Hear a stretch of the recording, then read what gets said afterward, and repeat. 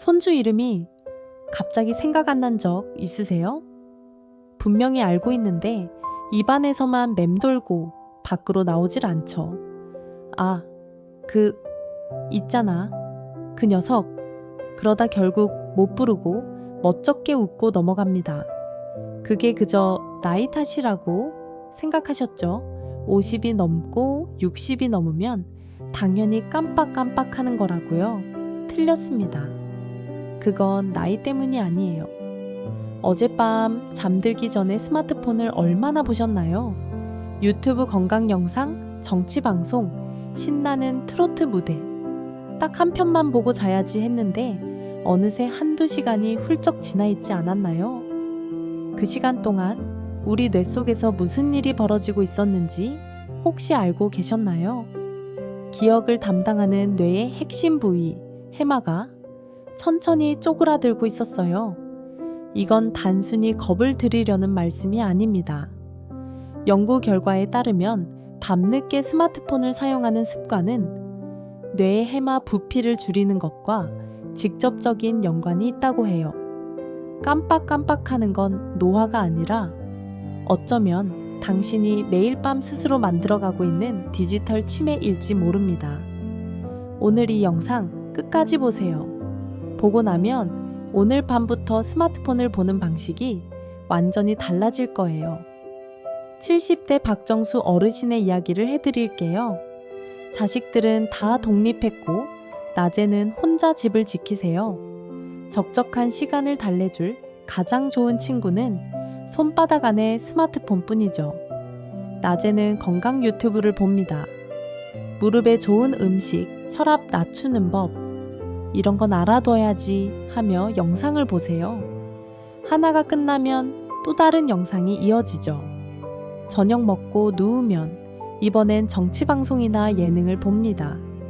방 안은 어둡고 오직 스마트폰 화면의 빛만이 어르신의 얼굴을 창백하게 비추고 있어요. 눈이 시리고 따갑지만 손가락은 멈추질 않아요. 유튜브는 어르신이 멈추길 원하지 않거든요. 어르신이 좋아할 만한 영상을 끝없이 준비해 놓고 기다립니다. 어르신, 한 가지 여쭤볼게요. 요즘 눈이 좀 침침하지 않으세요? 에이, 나이가 드니까 당연히 그렇지 뭐. 하지만 그게 단순히 나이 탓이 아닐 수 있어요. 어두운 방에서 밝은 스마트폰을 오래 보면 우리 눈의 망막은 강한 빛 공격을 직접 받게 됩니다. 특히 스마트폰의 블루라이트는 에너지가 아주 강해서 망막 깊은 곳까지 파고들거든요. 우리 눈에는 사물을 구별하는 핵심 부위인 황반이 있습니다. 이 황반이 손상되는 것을 황반변성이라고 해요. 시야가 흐려지고 사물이 찌그러져 보이다가 결국 실명에 이르는 무서운 병이죠. 더 무서운 사실은 황반변성은 한 번 진행되면 예전으로 되돌릴 수 없다는 거예요. 눈이 좀 침침하네 하다가 어느 날 갑자기 손주 얼굴이 안 보이기 시작해요. 뛰어오는 아이가 누군지 구분이 안 되는 거죠. 그때 가서 후회해봤자 소용없습니다. 어르신의 눈은 이미 수십 년을 써온 소중한 눈이에요. 회복력은 젊은이보다 훨씬 떨어지는데 매일 밤 독약을 붓고 계셨던 거예요. 어르신은 오늘도 새벽 2시가 넘어서야 겨우 폰을 내려놓으세요.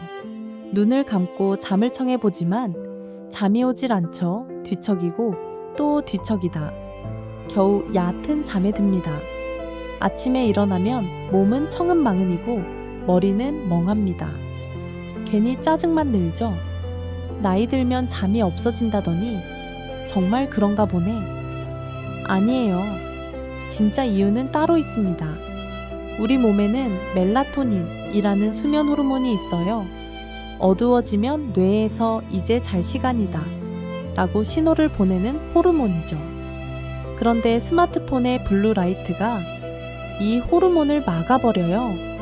뇌가 아직 낮이구나 라고 착각하게 만드는 겁니다. 잠이 부족하면 단순히 피곤한 게 아니에요.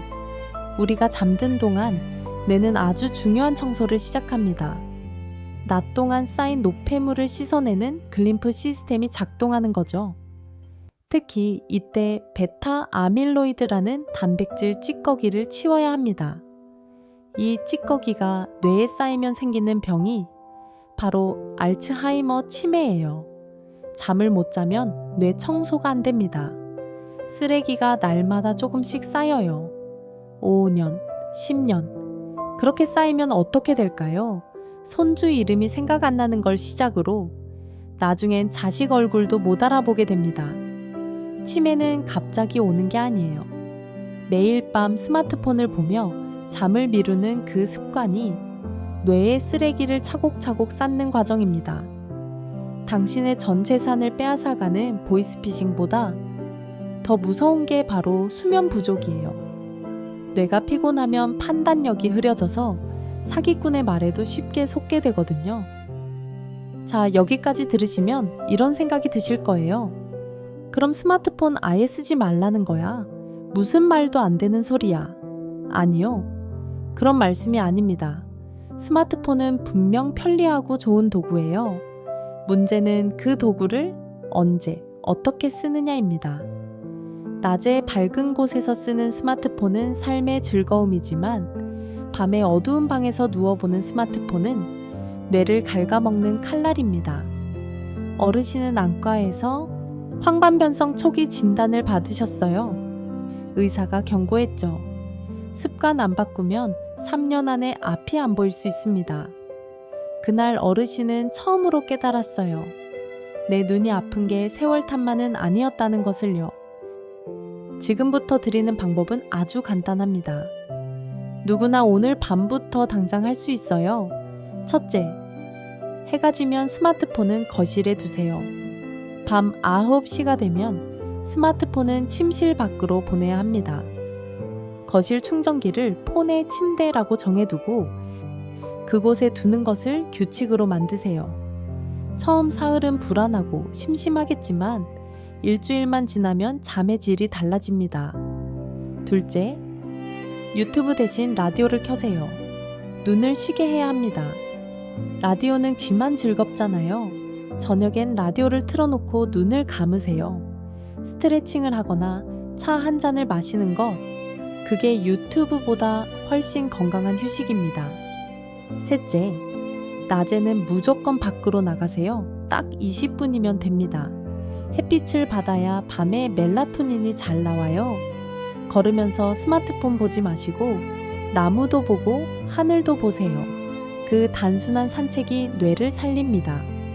넷째, 영상통화는 짧게, 목소리는 길게. 눈이 피로한 저녁에는 얼굴 보는 영상통화보다 다정한 목소리 통화를 하세요. 박정수 어르신은 이걸 실천하셨어요. 한 달 뒤 오랜만에 책을 꺼내 읽는 고요함을 찾으셨고 2달 뒤 아침 눈이 맑아졌습니다.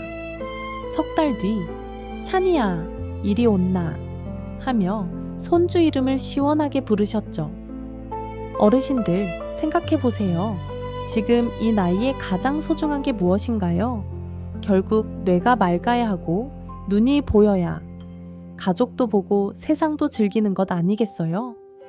지금 스마트폰이 그 소중한 것들을 조금씩 훔쳐가고 있습니다. 오늘 밤부터 딱 하나만 바꿔보세요. 자기 전에 폰을 거실에 두는 것, 그게 시작입니다. 기억력이 돌아오고 잠이 깊어집니다. 기계 보느라 남은 여생을 망치지 마세요. 당신의 눈은 아직 사랑하는 손주의 웃는 얼굴을 더 많이 봐야 하니까요. 오늘도 끝까지 함께 해주셔서 감사합니다. 주변의 친구분들께도 이 영상을 꼭 공유해 주시고 구독과 좋아요도 부탁드립니다.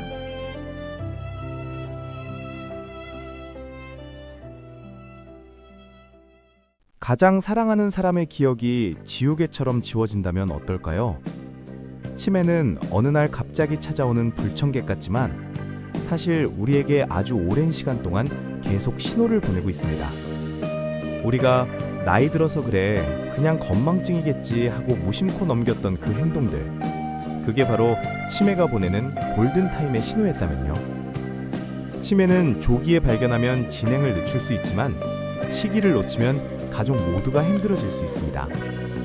오늘은 일상생활에서 절대 놓치면 안 되는 치매 초기 증상 10가지를 정리해 드립니다. 단순히 증상을 나열하는 것에 그치지 않고 왜 이런 행동을 하시는지, 그리고 가족들은 어떻게 대처해야 하는지 구체적으로 말씀드리겠습니다. 지금부터 나오는 10가지 신호, 혹시 우리 부모님에게 해당하지는 않는지 꼭 끝까지 확인해 주세요. 첫 번째 증상은 방금 밥 먹고도 안 먹었다고 우기기입니다. 식탁을 다 치웠는데 왜 밥 안 줘? 하고 화를 내시는 경우가 있습니다. 이건 배가 고파서 그러시는 게 아닙니다. 뇌의 해마가 손상되면 식사를 했다는 경험 자체를 저장하지 못하기 때문입니다. 배부르다는 감각보다 밥을 먹은 기억이 없다는 사실이 더 크게 작용하는 거죠. 이때 아까 드셨잖아요 하고 따지면 환자는 자신이 무시당한다고 느껴 더 크게 화를 냅니다. 이럴 땐 지금 준비하고 있으니 과일 먼저 드세요 라며 주의를 다른 곳으로 돌리는 것이 현명합니다. 두 번째는 매일 다니던 마트 가는 길을 헤매는 것입니다. 우리 뇌에는 내비게이션 역할을 하는 부위가 있습니다. 이곳에 문제가 생기면 30년 넘게 살던 동네나 매일 가던 마트가 갑자기 낯선 미로처럼 느껴집니다. 단순한 길치와는 다릅니다. 익숙한 길 한복판에서 갑자기 멍하니 멈춰서서 두리번거리는 모습을 보이신다면 시공간 능력 저하를 의심해 봐야 합니다. 세 번째는 물건 이름 대신 그거, 저거라고 부르는 것입니다. 그거 좀 줘. 저기 저거 있잖아. 라는 대명사 사용이 급격하게 늘어납니다. 물건의 이름이 혀끝에서만 맴돌고 밖으로 나오지 않는 명칭 실어증의 초기 단계입니다. 평소보다 말수가 줄어들거나 단어가 생각나지 않아 대화를 피하신다면 가족분들이 먼저 말을 걸어 상태를 확인하셔야 합니다. 네 번째는 가스불 끄는 것을 자꾸 잊어버리는 것입니다. 냄비를 태우는 일이 잦아지는 건 단순한 건망증일까요? 가스불을 켜고 요리를 하고 불을 끄는 건 순서대로 일을 처리하는 실행 기능이 필요합니다. 이 기능이 떨어지면 요리 도중 다른 일을 하다가 가스불 끄는 단계 자체를 뇌에서 지워버리게 됩니다. 화재 위험이 있으니 가스 차단기를 설치하시는 게 안전합니다.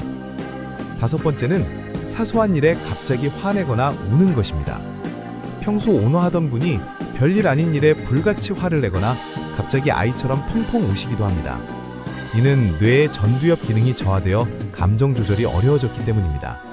성격이 나빠진 게 아니라 뇌가 아파서 참을성을 잃어버린 것입니다.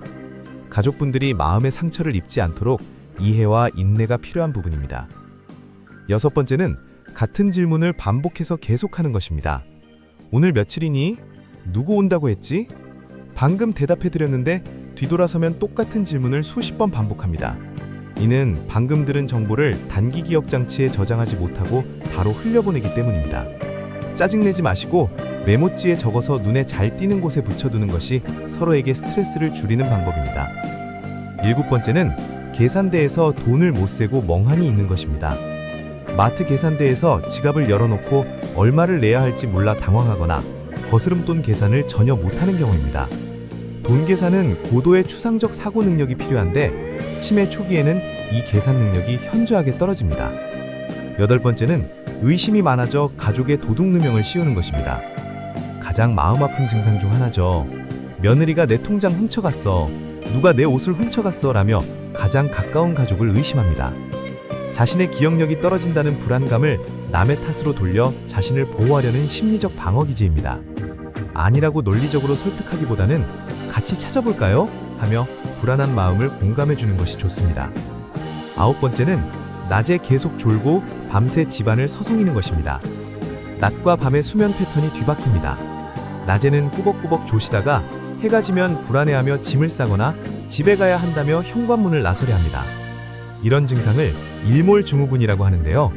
낮에 햇볕을 쬐며 산책을 하시면 밤 수면에 도움이 될 수 있습니다. 마지막 열 번째는 보폭이 좁아지고 발바닥을 끌며 걷는 것입니다. 걸음걸이만 봐도 치매를 알 수 있습니다. 폭이 종종걸음처럼 좁아지고 발을 들어 올리지 못해 바닥에 끌면서 걷습니다. 방향을 바꿀 때 몸이 뻣뻣해지기도 하죠. 이런 보행장애는 파킨슨병이나 루이 소체 치매와 관련이 깊으므로 반드시 병원 검사가 필요합니다. 여러분, 오늘 말씀드린 10가지 증상 중 몇 가지나 해당하시나요? 이 증상들이 보인다고 해서 무조건 절망하실 필요는 없습니다. 치매는 조기에 발견해서 약물 치료와 생활 습관을 교정하면 진행 속도를 늦추고 충분히 가족과 행복한 시간을 더 오래 가질 수 있습니다. 부모님의 이상행동, 노망이라 비난하지 마시고 아프시다는 구조 신호로 받아주세요. 지금 부모님께 필요한 건 여러분의 따뜻한 관심과 손길입니다. 오늘 영상이 도움이 되셨다면 소중한 분들에게 이 영상을 공유해주세요. 여러분이 경험했던 또 다른 초기 증상이 있다면 댓글로 남겨주세요. 다른 분들에게 큰 도움이 됩니다. 앞으로도 여러분의 건강한 노후를 위한 유익한 정보로 찾아오겠습니다. 구독과 좋아요 부탁드립니다. 감사합니다. 당신은 언제 부모의 마음을 알게 되었나요? 누군가는 말합니다. 자식을 키워봐야 부모 마음을 안다고. 하지만 정작 그 마음을 알게 될 때쯤이면 이미 우리 부모님의 머리는 하얗게 새어 있고 우리는 뒤늦은 후회로 밤잠을 설치게 됩니다. 오늘은 누구나 알지만 누구도 제대로 말하지 못했던 이야기. 자식이란 무엇인가? 부모의 진심을 담아 이야기해 보려 합니다. 첫 번째, 자식이란 품에 있을 땐 힘들고 멀어지면 더 걱정되는 존재입니다. 밤새 울음 달래던 그 시절엔 언제 끝날까 싶었습니다. 하지만 막상 아이가 집을 떠나고 나니 그 무게와 온기가 그리워집니다. 전화기를 들었다 놓았다를 반복하며 혹시 방해가 되지 않을까 조심스러워하는 것. 그게 바로 부모의 마음입니다. 두 번째, 자식이란 키워놓고 나서야 고마움을 알게 되는 이유입니다. 내가 부모가 되어 자식을 키우고 나서야 비로소 우리 부모님의 사랑이 얼마나 컸는지 깨닫게 됩니다. 그 무조건적인 헌신과 끝없는 희생이 얼마나 값진 것이었는지 자식을 통해 우리는 뒤늦게 우리 부모의 마음을 읽게 됩니다. 세 번째, 자식이란 잘 지내는지부터 먼저 떠오르는 이름입니다. 아침에 눈 뜨면, 날씨가 변하면, 뉴스를 보면 가장 먼저 우리 아이는 괜찮을까 하는 생각이 듭니다. 내 일보다, 내 걱정보다 먼저 떠오르는 이름, 그것이 바로 자식입니다. 네 번째, 자식이란 말은 안 해도 늘 마음 한쪽에 있는 사람입니다. 매일 연락하지 않아도 자주 만나지 못해도 괜찮습니다. 부모 마음 한쪽엔 언제나 자식이 자리하고 있으니까요. 입 밖으로 꺼내지 않아도 표현하지 않아도 자식은 부모 마음 속에서 가장 큰 자리를 차지하고 있습니다. 다섯 번째, 자식이란 성공보다 무탈함을 바라게 만드는 존재입니다. 젊은 시절엔 자식이 크게 성공하기를 바랐습니다. 하지만 세월이 흐를수록 바람은 달라집니다. 큰 성공보다는 그저 건강하게, 아프지 않게, 위험한 일 없이 평범하게 살아주기를 바라게 됩니다. 그저 무탈하게만 살아다오. 그 말 속에 부모의 모든 기도가 담겨 있습니다. 여섯 번째, 자식이란 연락 한 통에 하루 기분이 달라지는 이유입니다. 엄마, 아빠, 잘 지내세요? 그 짧은 문자 하나에 얼굴에 미소가 번지고 하루 종일 기분이 좋아집니다. 통화 중에 들리는 웃음소리에 안심하고 건강하다는 말 한마디에 걱정이 녹아내립니다. 일곱 번째, 자식이란 걱정은 평생이고 바람은 늘 하나뿐인 사람입니다. 자식이 30살이 되어도 50살이 되어도 부모의 걱정은 끝나지 않습니다. 그리고 부모의 바람은 언제나 하나, 그저 행복하게만 살아다오. 거창한 것도 복잡한 것도 아닙니다. 여덟 번째, 자식이란 부모의 시간을 자연스럽게 건네받은 삶입니다. 자식은 부모의 오늘을 먹고 자랍니다. 부모는 자신의 젊음, 열정, 시간을 기꺼이 내어주고 자식은 그 시간을 듣고 더 높이 날아옵니다. 그것은 희생이 아니라 사랑의 다른 이름입니다. 아홉 번째, 자식이란 안아주던 기억보다 기다리는 날이 많은 존재입니다. 어렸을 때는 내가 자식을 안아주었죠. 넘어지면 달려가 안아주고 울면 품에 안아 달래주었죠. 하지만 이제는 문 앞에서, 전화기 앞에서 자식을 기다리는 시간이 더 많아졌습니다. 안아주던 기억은 추억이 되고 기다림은 일상이 됩니다. 그리고 마지막 자식이란 결국 부모를 닮아가는 또 다른 나 자신입니다. 자식의 말투에서 행동에서 표정에서 나의 모습이 보입니다. 내가 부모님을 닮았듯이 내 자식도 나를 닮아갑니다. 자식은 부모의 거울입니다. 내가 어떻게 살아왔는지를 보여주는 살아있는 증거입니다. 자식이란 부모의 인생에서 가장 큰 기쁨이자 가장 깊은 걱정입니다. 말로 다 표현할 수 없는 사랑이자 평생을 함께 걷는 동반자입니다. 그리고 그 모든 것이 행복이라는 이름으로 우리 삶에 깊이 새겨집니다. 지금이라도 늦지 않았습니다. 오늘 밤 당신의 부모님께 전화 한 통 해보세요. 그리고 당신에게 자식이 있다면 오늘 하루 조금 더 안아주세요. 시간은 기다려주지 않으니까요. 당신이 안아줄 수 있을 때, 당신이 말할 수 있을 때, 지금 이 순간이 가장 소중한 시간입니다. 구독과 좋아요는 더 많은 분들께 이 메시지를 전하는 작은 힘이 됩니다. 감사합니다. 안녕하세요. 저는 50대 중반의 작은 사업을 운영하고 있습니다. 오늘은 여러분과 제가 직접 겪었던 그리고 지금도 겪고 있는 이야기를 나누려 합니다. 혹시 부모님께 답답한 마음에 고집 좀 그만 부리세요 라고 소리쳐 보신 적 있나요? 저는 얼마 전에 그랬습니다. 며칠 전 병원 진료 받는 거를 거부하시는 아버지께 저도 모르게 목소리를 높였습니다. 그렇게 건강을 안 챙기시면 저희는 어떻게 하라고요? 아버지는 네 걱정할 일 아니니 신경 꺼라고 퉁명스럽게 말씀하셨죠. 그날 밤 제 마음은 답답함과 속상함으로 가득했습니다. 그런데 다음날 새벽 믿고 싶지 않은 전화 한 통을 받았습니다. 아버지가 위중하다는 연락이었죠. 평범한 일상을 보내던 중 찾아온 그 충격과 당혹스러움은 정말 말로 표현할 수가 없었습니다. 급하게 병원으로 달려가서 응급실에 계신 아버지를 봤을 때 그 순간이 지금도 생생해요. 아, 우리 아버지가 이렇게 약해지실 수 있구나. 내가 너무 안일하게 생각했구나 하는 생각이 들면서 정말 많은 것들을 깨달았습니다. 다행히 아버지는 좋은 치료를 받으시고 한 달 정도 입원하신 후 퇴원하셨어요. 집에서 모시면 좋겠지만 현실적으로 그런 상황이 아니어서 지금은 혼자 지내고 계십니다. 정말 다행스럽게도 좋은 요양보호사분을 만나서 잘 돌봐주고 계시지만 여전히 매일매일이 걱정이에요.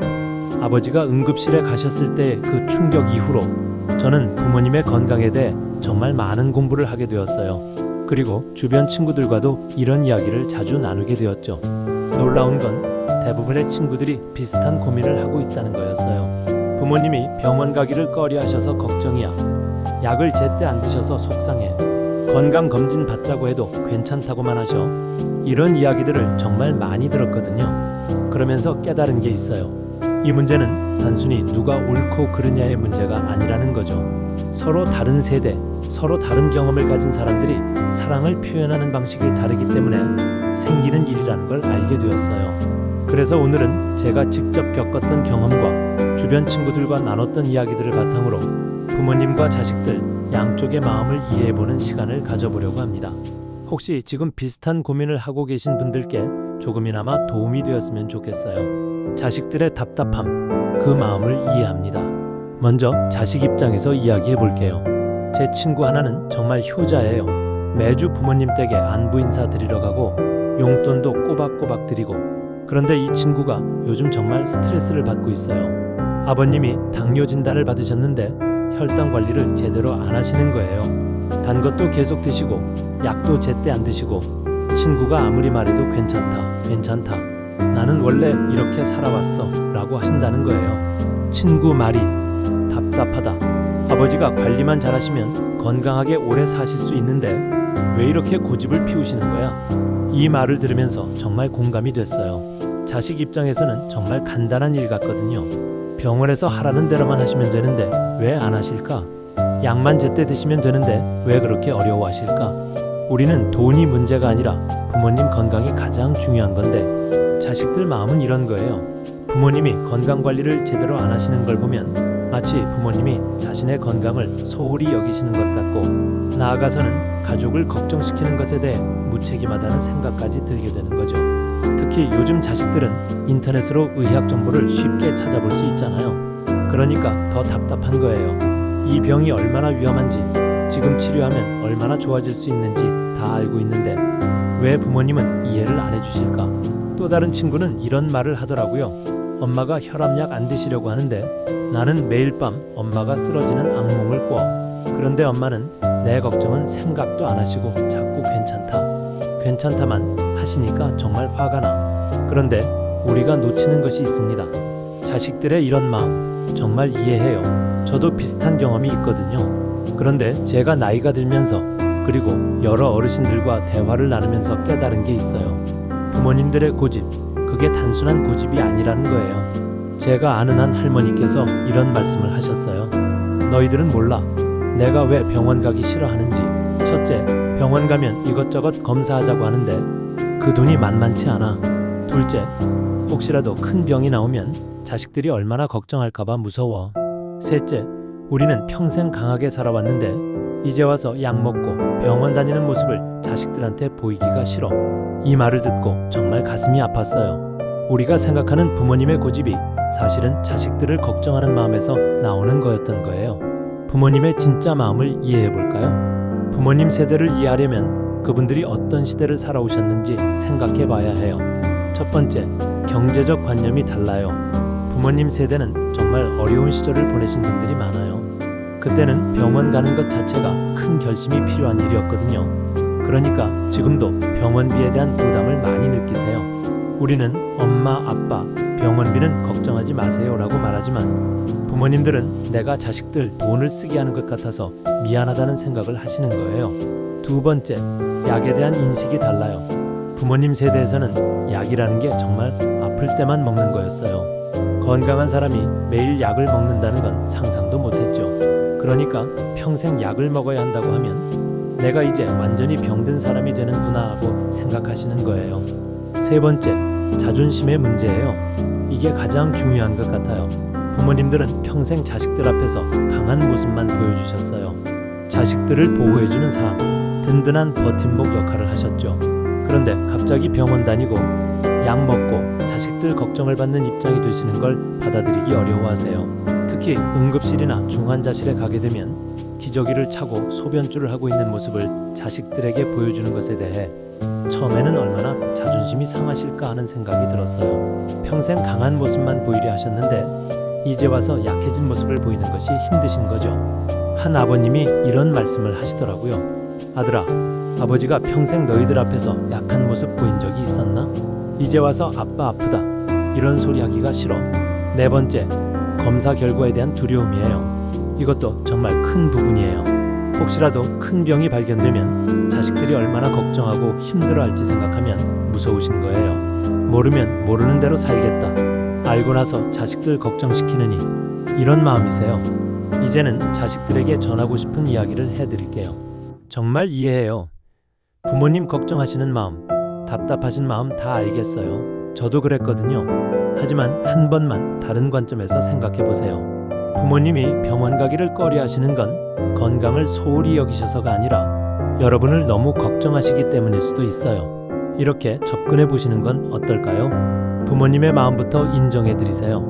엄마 아빠가 우리 걱정해 주시는 마음 정말 고마워요. 그런데 저희에게는 엄마 아빠가 건강하게 오래 함께 해주시는 것이 가장 큰 선물이에요. 경제적 부담을 확실하게 덜어드리세요. 병원비, 약값은 정말 걱정하지 마세요. 그런 건 저희가 당연히 해야 할 일이고 기쁜 마음으로 할 수 있는 일이에요. 함께하는 방법을 제안해 보세요. 혼자 가시지 마시고 저희가 같이 가요.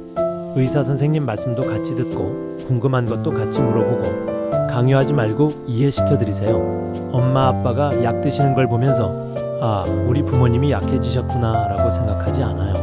오히려 우리 부모님이 건강관리를 잘하고 계시구나 라고 생각해요.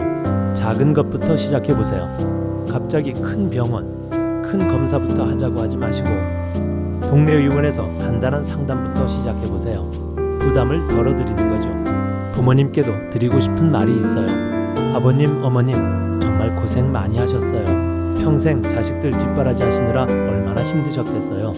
그런데 이제는 조금 다르게 생각해 보시면 어떨까요? 자식들이 걱정하는 이유를 알아주세요. 자식들이 병원 가라고, 약 먹으라고 한 건 부모님을 약하다고 생각해서가 아니에요. 너무 소중하기 때문이에요. 자식들에게는 건강한 부모님보다 함께 있는 부모님이 더 중요해요. 조금 불편하시더라도 오래오래 함께 해주시는 것이 자식들에게는 가장 큰 선물이에요. 건강관리는 자식들을 위한 일이기도 해요. 병원 다니시고 약 드시는 것이 자식들에게 짐이 되는 게 아니라 오히려 자식들을 안심시켜드리는 일이에요. 자식들이 매일 우리 엄마, 아빠 괜찮으실까? 걱정하며 사는 것보다 우리 부모님 건강관리 잘 받고 계시니까 안심이야 라고 생각하며 사는 게 훨씬 좋잖아요. 진짜 강한 것은 아픈 걸 참는 게 아니라 필요할 때 도움을 받을 줄 아는 거예요. 건강관리를 잘 하시는 모습이야말로 자식들에게 보여주실 수 있는 가장 현명한 모습일 수도 있어요. 이렇게 시작해 보시는 건 어떨까요? 작은 것부터 시작해 보세요.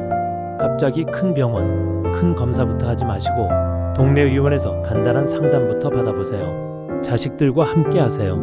혼자 가시기 부담스러우시면 자식들과 함께 가보세요. 의사 선생님께 궁금한 것도 같이 물어보고 자식들과 솔직하게 대화해보세요. 사실은 병원 가는 게 무서워. 너희들 걱정시킬까봐 걱정돼. 이런 마음을 솔직하게 말씀해보세요. 자식들도 부모님 마음을 이해하게 될 거예요. 결국 소통이 답입니다. 제가 이런 상황들을 많이 보면서 깨달은 건 결국은 소통이 가장 중요하다는 거예요. 자식들은 부모님의 마음을 이해하려고 노력하고 부모님들은 자식들의 걱정을 받아들이려고 노력하고 서로의 마음을 표현하고 들어주는 것이 가장 중요해요. 이런 대화를 나눠보세요.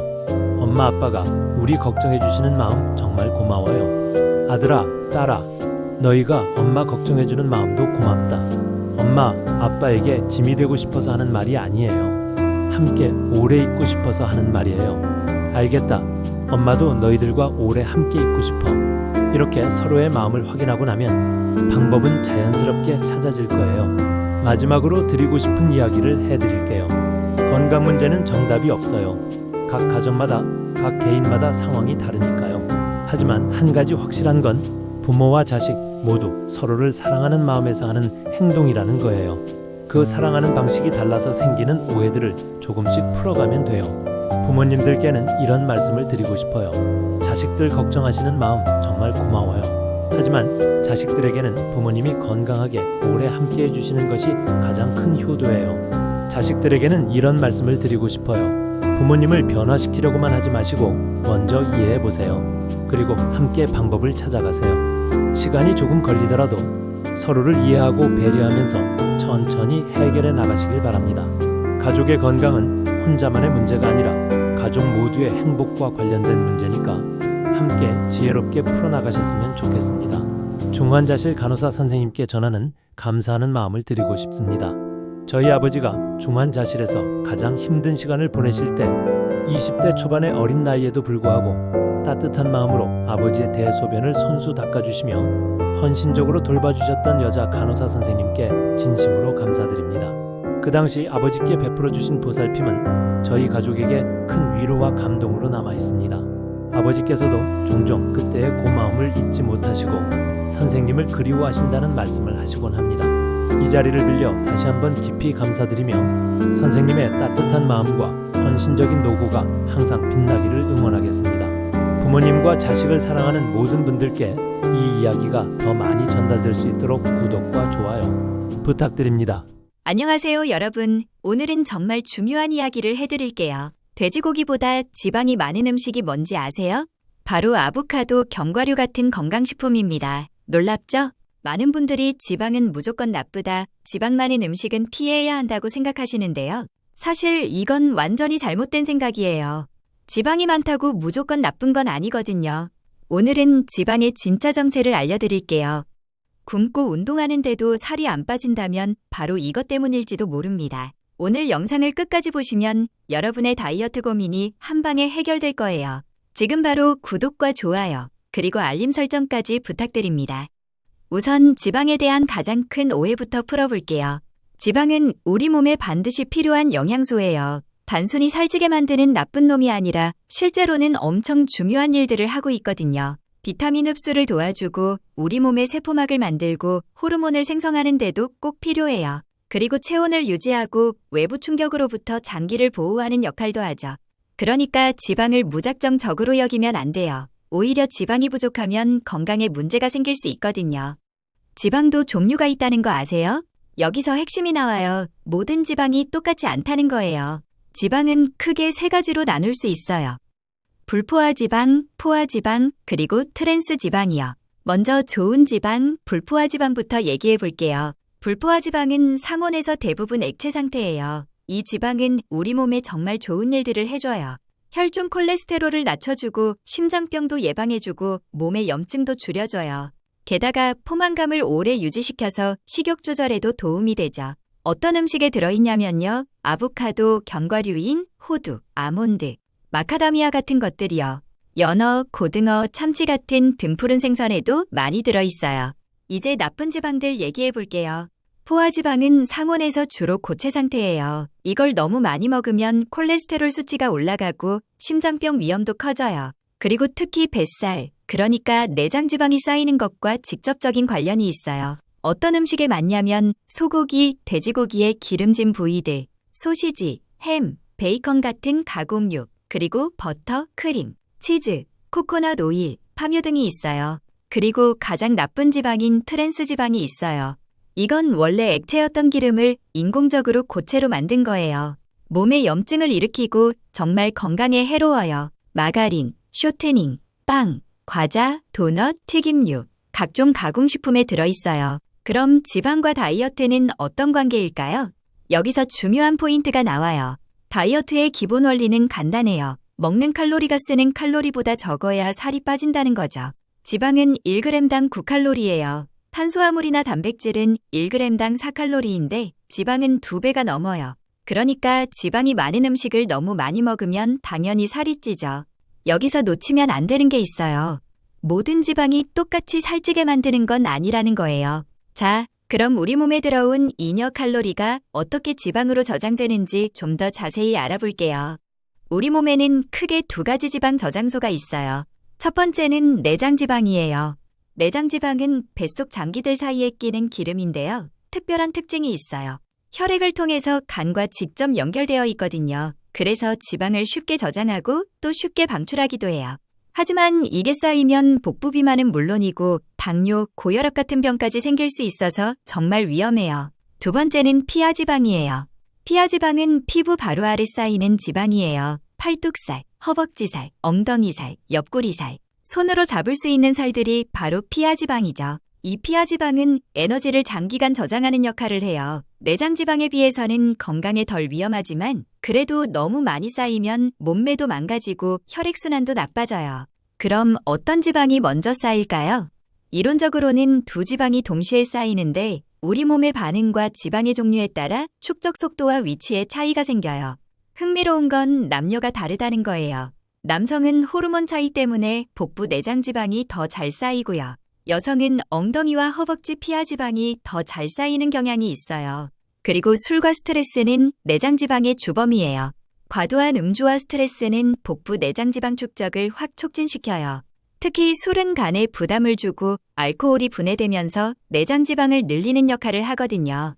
여기서 정말 중요한 포인트가 나와요. 나쁜 지방들은 내장지방에 직행한다는 거예요. 트랜스 지방이나 포화지방이 많은 음식들, 가공식품, 붉은 육류의 기름진 부위들, 이런 걸 먹으면 몸속에 염증이 생겨요. 그리고 이 염증이 내장지방 축적을 가속화시킨다는 연구 결과들이 많이 나와 있어요. 물론 지방이 쌓이는 순서를 한 가지로 단정할 수는 없어요. 사람마다 다르거든요. 어떤 사람은 피하지방이 먼저 쌓일 수도 있고 다른 사람은 내장지방이 먼저 쌓일 수도 있어요. 하지만 일반적으로 과식과 불규칙한 생활 습관, 그리고 나쁜 지방 섭취는 내장지방 축적을 부추기는 직접적인 요인이에요. 그런데 여기서 함정이 있어요. 아무리 좋은 지방이라도 너무 많이 먹으면 살이 찐다는 거예요. 예를 들어서 마카다미아 100g에는 지방이 76g이나 들어있어요. 이게 돼지고기 삼겹살보다 2배나 많은 양이에요. 건강에 좋다고 해도 너무 많이 먹으면 결국 내장지방으로는 안 가더라도 피하지방으로 쌓이게 되죠. 팔뚝살, 허벅지살, 옆구리살로 말이에요. 그럼 어떻게 먹어야 할까요? 첫 번째, 양보다는 질을 생각하세요. 하루에 먹는 칼로리의 15%에서 30% 정도를 지방으로 채우는 게 좋아요. 하지만 그 안에서 불포화 지방의 비율을 높여야 해요. 고기의 기름진 부위나 가공식품 대신에 생선, 견과류, 아보카도에서 지방을 얻으시길 추천드려요. 두 번째, 숨어있는 지방을 조심하세요. 마요네즈, 케이크 크림, 라면, 과자, 이런 음식들에는 우리가 모르는 사이에 지방이 엄청 많이 들어있어요. 특히 라면은 면을 튀기는 과정에서 지방 함량이 확 올라가거든요. 케이크 크림은 거의 지방 덩어리라고 보시면 돼요. 이런 음식들만 줄여도 지방 섭취량을 많이 줄일 수 있어요. 세 번째, 적정량을 지켜주세요. 아무리 좋은 지방이라도 과하면 독이 돼요. 하루에 견과류는 한 줌, 그러니까 30g 정도만 드시고요. 올리브유는 한두 스푼 정도만 사용하세요. 자, 오늘 지방에 대해서 많은 이야기를 해봤는데요. 정리하면 이래요. 지방은 우리 몸에 꼭 필요한 영양소예요. 무작정 피할 필요 없어요. 하지만 종류를 구분해서 똑똑하게 먹어야 해요. 좋은 지방인 불포화 지방은 적당히 챙겨 드시고 나쁜 지방인 포화 지방과 트랜스 지방은 최대한 피하세요. 그리고 가장 중요한 건 아무리 좋은 지방이라도 칼로리는 높다는 거예요. 적정량을 지키는 게 핵심이에요.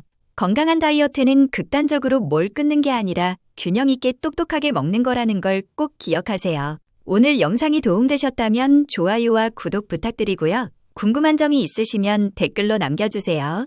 다음에 더 유용한 정보로 찾아뵐게요. 감사합니다. 몸이 예전 같지 않다고 느끼시나요?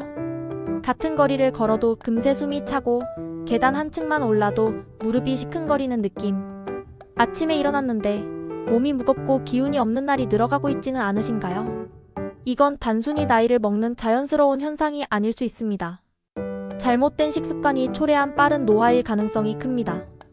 통계에 따르면 65세 이상 인구의 절반 이상이 근육량이 급격히 줄어드는 근감소증 위험군에 속한다고 합니다. 근육이 줄어들면 걷는 속도와 체력이 떨어지고 작은 충격에도 넘어질 확률이 높아지죠.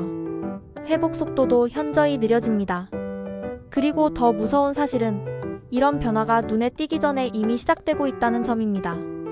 또한 나이가 들수록 혈관은 좁아지고 딱딱해지며 혈액순환이 원활하지 않게 됩니다. 그 결과 고혈압, 뇌졸중, 심근경색과 같은 치명적인 질환의 위험이 훨씬 높아지죠. 여기에 기억력 저하, 시력 약화, 면역력 감소까지 겹치면 활기찬 노후는커녕 매일 병원과 약에 의존하는 삶이 될 수도 있습니다. 하지만 여러분, 절망할 필요는 없습니다. 이 모든 변화를 늦추고 되돌릴 수 있는 방법이 분명히 존재합니다. 그리고 그 시작은 바로 우리가 매일 먹는 식재료에 있습니다. 오늘 이 영상에서 여러분의 젊음과 활력을 되찾아줄 부담 없으면서 최고의 식재료 10가지를 공개하겠습니다. 이 음식들은 근육을 지키고 혈관을 깨끗하게 하며 기억력을 향상시키고 면역력을 높이는 과학적으로 입증된 슈퍼푸드입니다. 하루 식단에 조금씩만 추가해도 몸이 달라지는 것을 느끼실 수 있을 거예요. 그럼 바로 첫 번째 식재료부터 시작하겠습니다. 첫 번째는 바로 달걀입니다. 달걀은 완전 식품이라 불릴 만큼 영양이 풍부하죠. 특히 양질의 단백질이 풍부해서 근육 손실을 막는 데 탁월합니다. 또한 뇌 건강에 필수적인 콜린 성분이 가득 들어있어 기억력과 인지 기능 향상에도 큰 도움이 됩니다. 하루 한두 개를 삶거나 찜으로 드시면 가장 좋습니다. 두 번째는 두부입니다. 부드러워서 소화가 잘 되는 식물성 단백질의 보고이죠. 위장이 약한 분들도 부담 없이 드실 수 있습니다. 특히 뼈 건강에 필수적인 칼슘도 풍부하게 들어있어 골다공증 예방에 큰 도움이 됩니다. 짜지 않게 조리하는 것이 중요하니 간장보다는 담백한 양념으로 즐겨보세요. 세 번째는 연어입니다. 연어는 오메가3 지방산이 풍부해 혈관 청소부라고 불리죠. 혈액순환을 개선하고 심혈관 질환의 위험을 낮춰줍니다. 단백질과 비타민 D까지 함유되어 있어 근육 유지와 면역력 강화에도 효과적입니다. 구이 샐러드, 스테이크 등으로 주 2, 3회 섭취하면 좋습니다. 네 번째는 시금치입니다. 시금치에는 철분과 엽산이 풍부해 빈혈 예방에 좋고 항산화 성분인 루테인이 들어있어 눈 건강을 지키는 데도 탁월합니다. 다만 시금치의 수산 성분이 칼슘 흡수를 방해할 수 있으니 살짝 데쳐서 나물로 먹거나 스무디로 갈아 마시면 더 건강하게 즐길 수 있습니다. 5번째는 견과류입니다. 아몬드, 호두, 캐슈넛 등 견과류에는 뇌 건강에 좋은 불포화 지방산과 노화 방지에 효과적인 비타민 E가 가득 들어 있습니다. 하루 한 줌 정도 소금과 설탕이 첨가되지 않은 제품으로 챙겨 드세요. 6번째는 고등어입니다. 고등어는 DHA와 EPA가 풍부해 혈관 속 노폐물을 줄이고 뇌 기능을 활성화하는 데 큰 도움을 줍니다. 구이나 조림으로 주 2, 3회 섭취하면 건강에 좋습니다. 7번째는 블루베리입니다. 강력한 항산화 성분인 안토시아닌이 풍부해 치매 예방은 물론 시력 보호에도 탁월한 효능을 발휘합니다. 요거트나 샐러드에 넣거나 스무디로 간편하게 즐겨보세요. 8번째는 마늘입니다. 마늘의 핵심 성분인 알리신은 면역력을 높이고 혈액순환을 개선하며 혈압 조절에도 도움을 줍니다. 다만 위에 부담이 될 수 있으니 완전히 익혀서 적당히 드시는 것이 좋습니다. 9번째는 고구마입니다. 식이섬유가 풍부해 장 건강에 좋고 천천히 에너지를 공급해 혈당 변동을 완만하게 해줍니다. 찐 고구마나 구운 고구마로 드시면 포만감도 오래가 간식으로도 아주 좋습니다. 마지막 10번째는 바로 김입니다. 김에는 요오드와 미네랄이 풍부해 갑상선 건강에 좋고 비타민 A와 C로 면역력 강화에도 도움을 줍니다.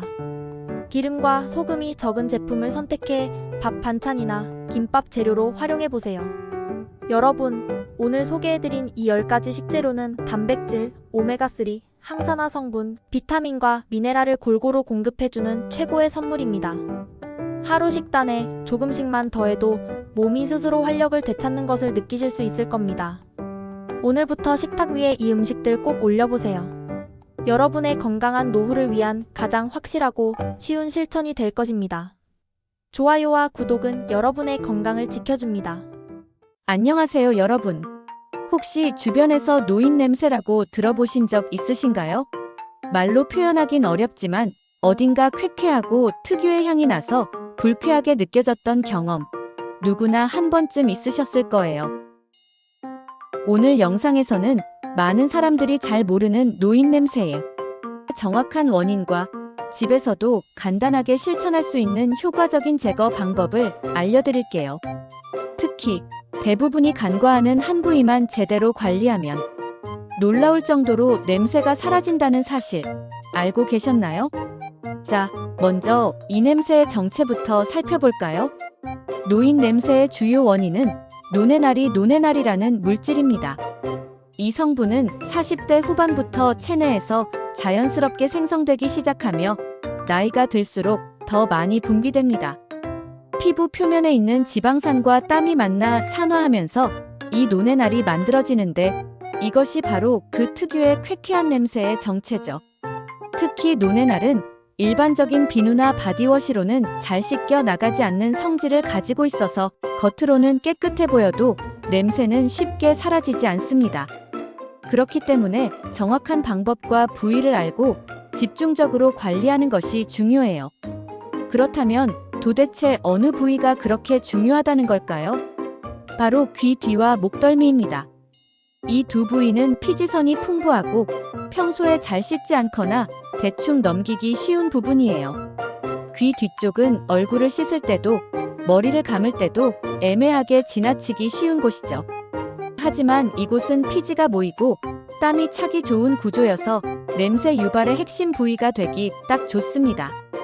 또한 목덜미는 머리카락에 가려져 있고 주름이 많은 부위다 보니 노폐물이 쌓이기 쉽습니다.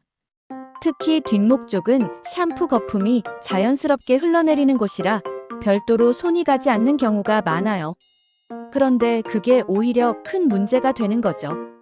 겨드랑이도 빼놓을 수 없습니다. 땀샘이 집중된 부위이고 하루 종일 밀폐된 옷 속에 갇혀 있기 때문에 세균이 증식하기 아주 좋은 환경입니다. 다만 겨드랑이는 대부분 사람들이 의식하고 씻는 편이라 오히려 귀 뒤나 목덜미보다 더 청결하게 관리되는 경우도 많아요. 또 하나 중요한 부위가 있습니다. 바로 가슴 밑 주름입니다. 이 부위는 특히 여성분들 또는 비만이 있는 남성분들에게서 땀이 쉽게 차고 통풍이 어려워지기 때문에 냄새가 심해질 수 있어요. 여름철에는 특히 더 주의가 필요하죠. 피부가 접히는 부분에 습기와 피지가 고이면 곰팡이나 세균 번식까지 유발할 수 있습니다. 또 다른 포인트는 발입니다. 하루 종일 양말과 신발에 갇혀 있는 발은 통풍이 잘 안 되면 땀과 박테리아가 뒤섞여 지독한 냄새를 발생시킬 수 있어요. 노인 냄새와는 조금 다를 수 있지만 전체적인 채취 관리 측면에서 매우 중요하죠. 특히 무좀이나 발톱균 등 발 위생 문제가 있으면 더 악화될 수 있으므로 발 전용 세정제나 각질 제거제 사용도 고려해 보세요. 더 나아가 두피 역시 주의가 필요합니다. 머리를 감지 않으면 두피에 쌓인 피지와 각질이 산화되어 불쾌한 냄새를 유발할 수 있어요. 특히 모자 가습되거나 모발이 길고 두꺼운 분들은 여름철 두피 관리에 더 신경 써야 합니다. 샴푸 시에도 귀 주변과 목덜미까지 꼼꼼히 씻는 것이 좋고 두피 전용 브러쉬나 스케일러 제품을 활용하면 더욱 효과적입니다. 그럼 본격적으로 냄새를 제거하기 위한 실천 루틴을 정리해 드릴게요. 1단계 미지근한 물로 세안 시작하기. 세정은 무조건 뜨거운 물보다는 미지근한 물이 좋습니다. 뜨거운 물은 오히려 피부의 유분기를 과도하게 빼앗아서 이후 피지 분비가 더 활발해지는 역효과를 낼 수 있어요. 2단계 중성 또는 약산성 클렌저 사용하기. 논의 날은 일반적인 비누로 잘 지워지지 않습니다. 피부 자극이 적고 피지를 부드럽게 제거해줄 수 있는 약산성 세안제를 사용하는 것이 좋아요. 노인 냄새 전용 클렌저라는 제품들도 시중에 많이 나와 있으니 참고하셔도 좋습니다. 3단계 귀 뒤, 목덜미, 겨드랑이, 가슴 및 주름, 발, 두피 집중 세정. 이 부위들을 씻을 때는 손만으로 문지르기보다 부드러운 샤워 브러쉬나 실리콘 브러쉬를 활용하면 훨씬 효과적입니다. 특히 귀 뒤는 손가락을 이용해 귀 바깥쪽 경계부터 귀 뒷부분까지 꼼꼼히 문질러 주세요. 목덜미는 양손을 이용해 손등으로 감싸듯 닦으면 편합니다. 가슴 밑은 샤워 타월로 부드럽게 눌러주며 세정하세요. 발은 매일 깨끗이 씻고 물기까지 완전히 말려줘야 냄새가 덜합니다. 두피는 적절한 샴푸를 사용하고 머리 감을 때 브러쉬로 두피 전체를 부드럽게 마사지하며 세정해주세요. 4단계 샤워 후 보습 필수.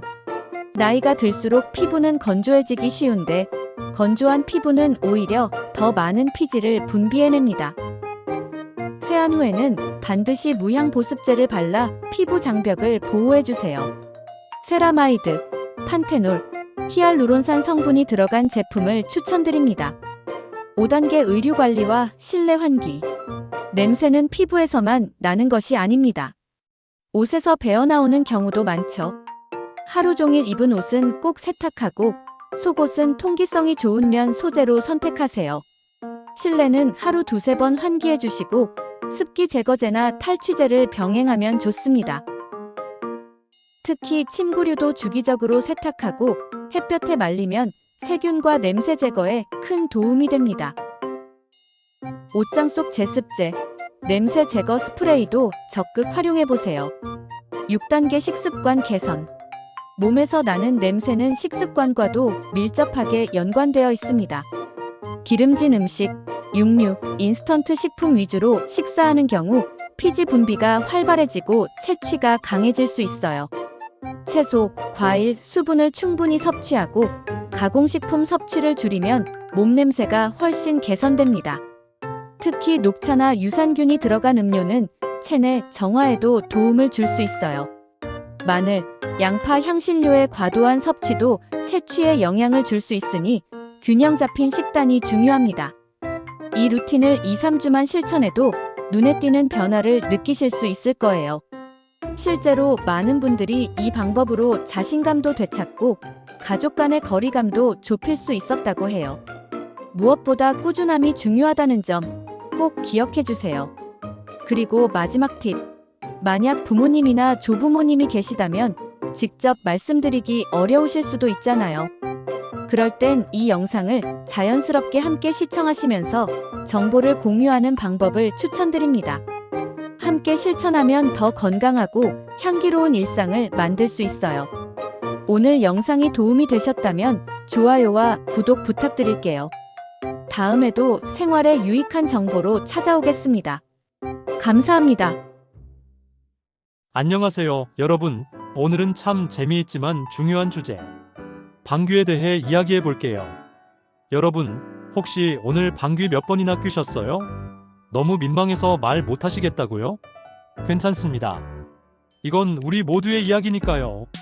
사람은 하루 평균 10번에서 25번까지 방귀를 뀐다고 합니다.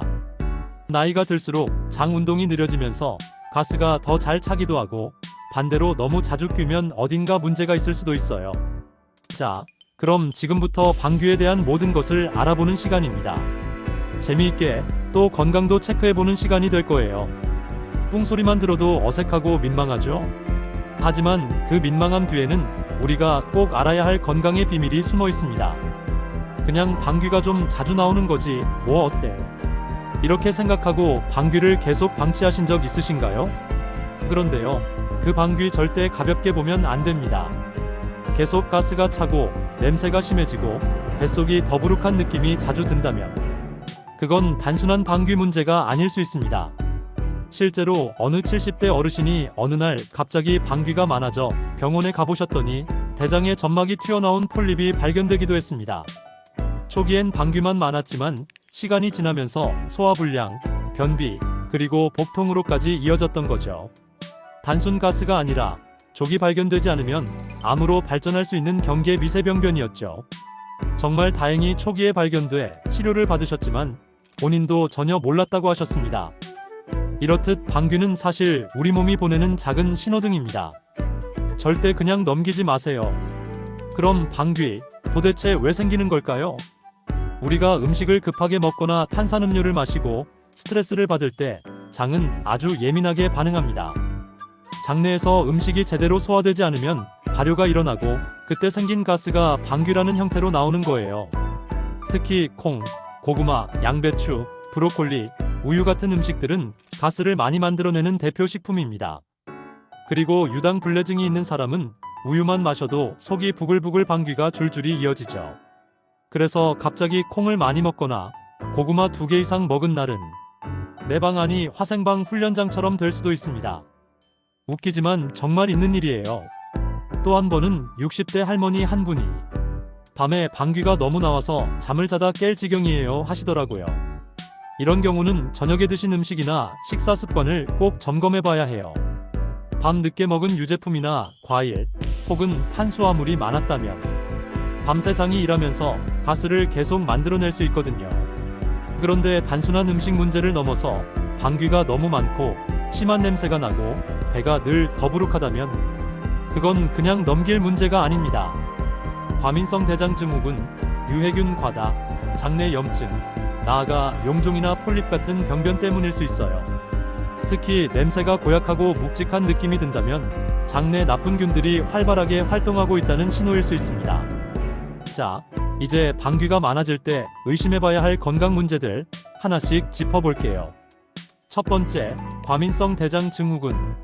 긴장하거나 스트레스를 받으면 장이 민감하게 반응해 가스가 잘 찹니다. 특히 아침에 외출 전 유난히 방귀가 많아지는 분들은 이 증상이 의심됩니다. 두 번째, 유당불내증. 우유나 치즈만 먹으면 속이 부글부글거린다면 이건 우리 몸에서 유당을 분해하지 못해서 가스가 생기는 겁니다. 세 번째, 장내 유해균 과다. 육식 위주의 식사와 채소가 부족한 식단은 장 속 나쁜 균을 늘리고 이들이 만들어내는 가스는 냄새도 독하고 배를 자꾸 더부룩하게 만듭니다. 네 번째, 장내 염증 또는 용종. 가스 배출이 작고 변에 피가 섞이거나 통증까지 있다면 꼭 대장 내시경 검사를 받아보셔야 해요. 그리고 다섯 번째, 위 기능 저하입니다. 위장이 약해지면 음식이 장까지 내려오는데 시간이 오래 걸려 발효가 일어나기 쉬워요. 그래서 평소보다 방귀가 자주 나오는 겁니다. 여섯 번째, 항생제 복용 후 생긴 장내균 불균형. 항생제를 오래 복용하면 유익균도 함께 죽어버리면서 가스가 잘 생깁니다. 그렇다면 우리는 어떻게 해야 할까요?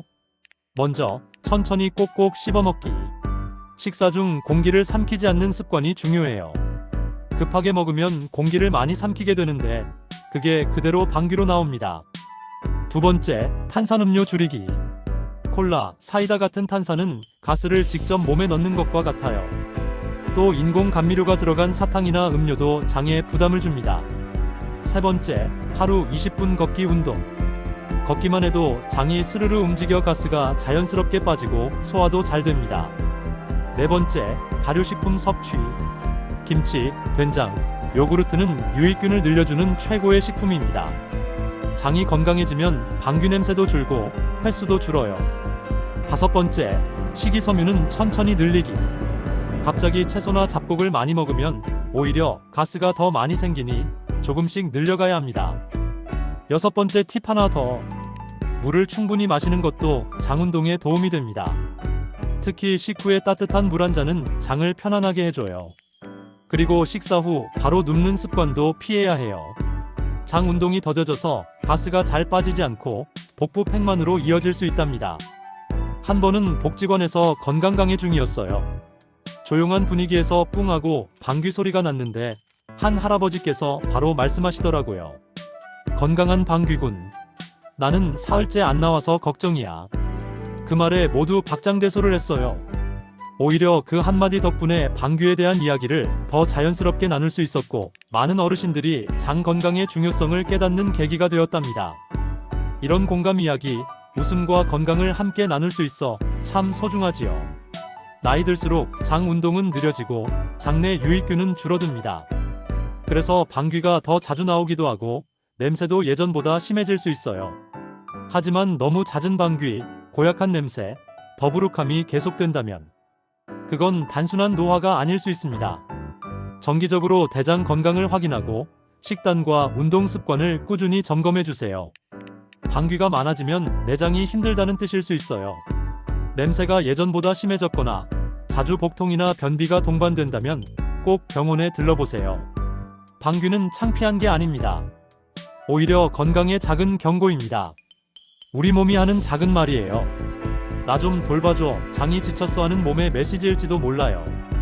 하루에도 수차례 나오는 방귀, 그냥 넘기지 말고 한 번쯤 귀 기울여 보세요. 필요하면 병원을 찾고 평소 습관을 바꾸는 것만으로도 우리의 건강은 정말 놀랍게 달라질 수 있습니다. 방귀는 부끄러운 게 아니라 건강의 소리입니다.